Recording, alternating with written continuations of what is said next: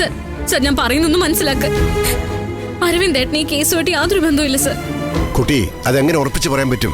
ഞാൻ പറഞ്ഞില്ലേ, അന്വേഷിക്കട്ടെ. പഴയ കാലമൊന്നുമല്ല, ന്യൂജൻ പിള്ളേരാ, എന്തിനും മടിക്കാത്തവരാ. സർ, മാല പൊട്ടിച്ചവനെ ഞാൻ നല്ലോണം കണ്ടതാ. അരവിന്ദേട്ടന് അത്രയും ഹൈറ്റ് ഇല്ല, നല്ല വണ്ണവും ഉണ്ട്.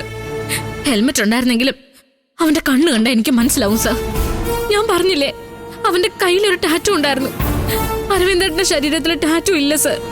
ശരി, ഇതൊക്കെ ഞാൻ സമ്മതിച്ചു. ഇവരായിരിക്കില്ലേ മാല പൊട്ടിച്ചത്. പക്ഷെ ഇവരുടെ കൂടെ വേറൊരാളും കൂടി ഉണ്ടായിരുന്നല്ലോ.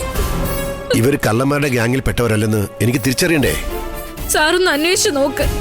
മാല പൊട്ടിച്ച് കഴിയേണ്ട ഗതികേടൊന്നും ആ കുടുംബത്തിന് ഇല്ല സർ. ചാരു, ഇതൊന്നും ഞാൻ നിഷേധിക്കുന്നില്ല. പക്ഷെ ഞങ്ങൾക്ക് വേണ്ടത് തെളിവുകളാണ്. ബൈക്ക് കാണാതെ പോയപ്പോ സ്റ്റേഷനിൽ വന്നൊരു പരാതി തന്നിരുന്നെങ്കിൽ ഇങ്ങനൊന്നും സംഭവിക്കില്ലായിരുന്നു. അത് അയാളുടെ അച്ഛൻ മാഷും കൂടി സമ്മതിച്ചായിരുന്നല്ലോ.